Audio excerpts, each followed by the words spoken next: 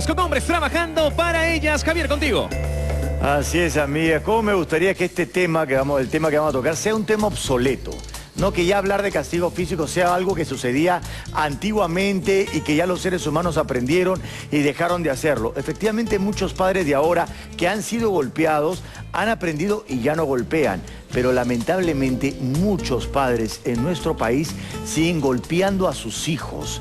Y cada vez que hay maltrato físico es un fracaso para el padre. Porque el padre ha tirado la toalla porque se ha dado cuenta que su voz, su mirada, su actitud ya no sirven de nada y tienen que recurrir a la fuerza física para poder educar. Y nunca funciona. En todos los hogares donde hay violencia física, donde hay castigo físico, los chicos no se portan mejor. Por lo regular se portan peor.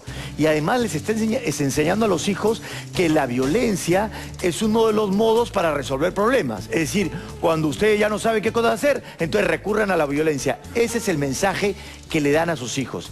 Llamen por teléfono si pasan por esta situación para poder comentarla, porque realmente es muy grave.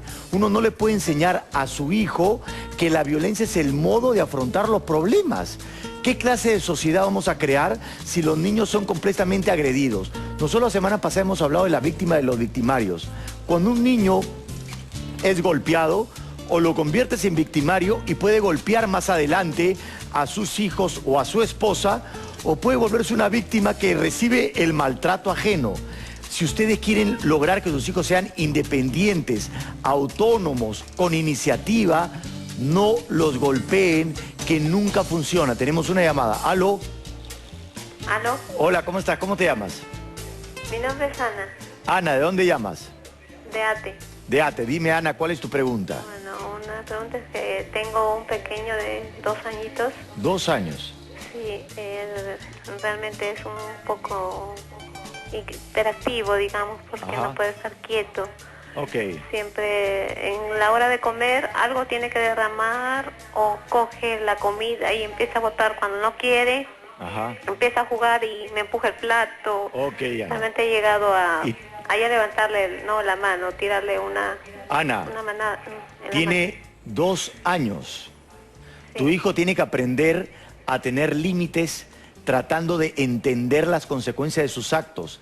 La violencia física, porque derrama un plato, es una consecuencia lógica de sus actos. Cada vez que tú haces eso, Ana, con tu hijo, le estás enseñando que tú no tienes inteligencia emocional, no puedes controlar tus impulsos, no puedes controlar tus emociones. ¿Tú pretendes que tu hijo desarrolle su inteligencia emocional? ¿Tú pretendes que tu hijo aprenda a controlar sus impulsos cuando tú no lo logras controlar? Nunca es justificado la violencia física, pero con 2 años tu hijo recién está aprendiendo. Entonces, cada vez que se está rebelando contigo, está tratando de construir una individualidad y tú estás destruyendo su individualidad con cada manazo que le das. Le estás diciendo, no seas un ser independiente, no seas un ser autónomo, baja la cabeza y te lo voy a bajar a cachetazos. Eso estás produciendo un tipo de adulto inadecuado socialmente, un tipo de adulto que va a tener la violencia por dentro y desde los 2 años va a comenzar a guardar rabia hacia ti. Y cuando llegue la adolescencia y cuando tu hija ya no te haga caso en nada y tengas enfrentamientos muy grandes, vas a decir, ay, qué difícil era la adolescencia. Bueno, empezó desde los 2 años, Ana. O sea que deja de golpear a tu hijo desde ahora, nunca más. Nunca más lo vuelvas a hacer. La mayoría de los niños que son golpeados físicamente tienen problemas con la autoridad, ya sea de 2 tipos, o son muy sumisos frente a la autoridad, o constantemente quieren transgredir la autoridad, quieren romper los límites, se enfrentan a la autoridad. Una de las formas que obstaculiza la violencia física es el desarrollo de la inteligencia. ¿Por qué? Porque el niño tiene que aprender a razonar, entendiendo que ciertos actos traen consecuencias lógicas de sus actos. Entonces, si un niño está dedicándole mucho tiempo a no hacer sus tareas y no administra su tiempo para hacer sus tareas, entonces va a tener menos tiempo para él. Esa es una consecuencia lógica. Pero el golpe, el maltrato, ¿qué consecuencia lógica tiene que ver con el acto? ¿Qué consecuencia lógica? Tenemos otra llamada. ¿Aló? Aló, sí. ¿Cómo estás? ¿Cómo te llamas? Jenny. Jenny, ¿de dónde llamas? De ATE. De ATE también. Dime, Jenny, ¿cuál es tu pregunta? Quisiera En realidad, muchas gracias porque tocan este tema, más que nada.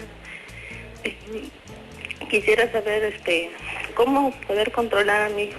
O sea, ya he pasado con esa etapa de pegarle, castigarle cada vez que se porte mal, ¿no? Y no funciona. ¿Te funciona? ¿Perdón? ¿Te funciona? A veces. Pero si dices que le estás pegando cada vez que se porta mal, es porque se sigue portando mal y le sigues pegando. Entonces no has logrado controlar esa conducta a través del maltrato físico. Sí, sinceramente he intentado también, o sea, castigarle con alguna forma, ¿no? Como que le gusta el televisor, ver la música, su Discovery, y entonces le castigo con eso, pero más se pone rebelde. Y evidentemente. Aparte, como vivo con mis padres y mis hermanos, entonces cosa que ellos también se meten y interfieren o sea, cuando quiero corregirle a mi hijo, y mi hijo siempre se va con ellos y dicen, no, mi mamá me ha pegado, mi mamá me castiga, y entonces no sé cómo corregirle.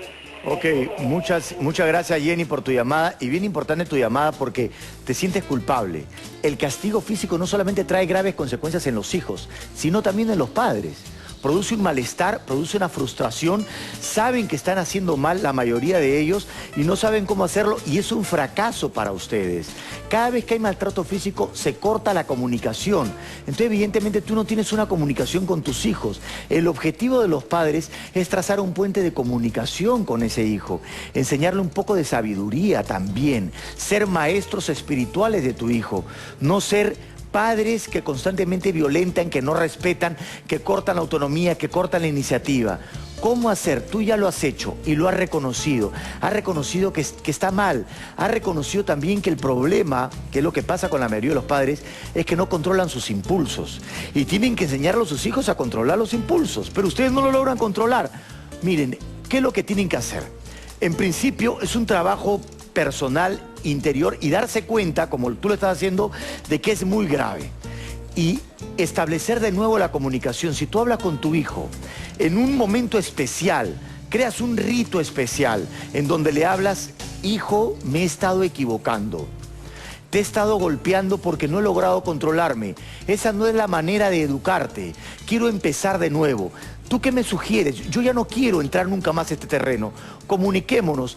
¿Qué cosas sugieres para poder evitar tales y tales conductas que me parecen que son inadecuadas? Vamos a quedar en ciertas reglas que tú las vas a plantear conmigo.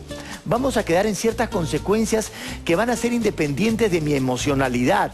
Porque lo que pasa con la gente que castiga es que los lunes están con buen ánimo y bueno, ya no importa. Los martes les pasa algo en el trabajo y chucuchún, le tiran un tremendo sopapazo.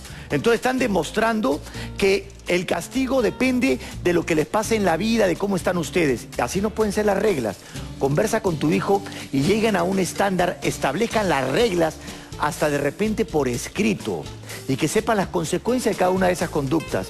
Pídele perdón a tu hijo porque te has equivocado y es bueno reconocerlo. Y trata de rectificar ese error haciendo una nueva vida a partir de hoy. Y vámonos ahora a un corte comercial. Ya volvemos con Hombres Trabajando para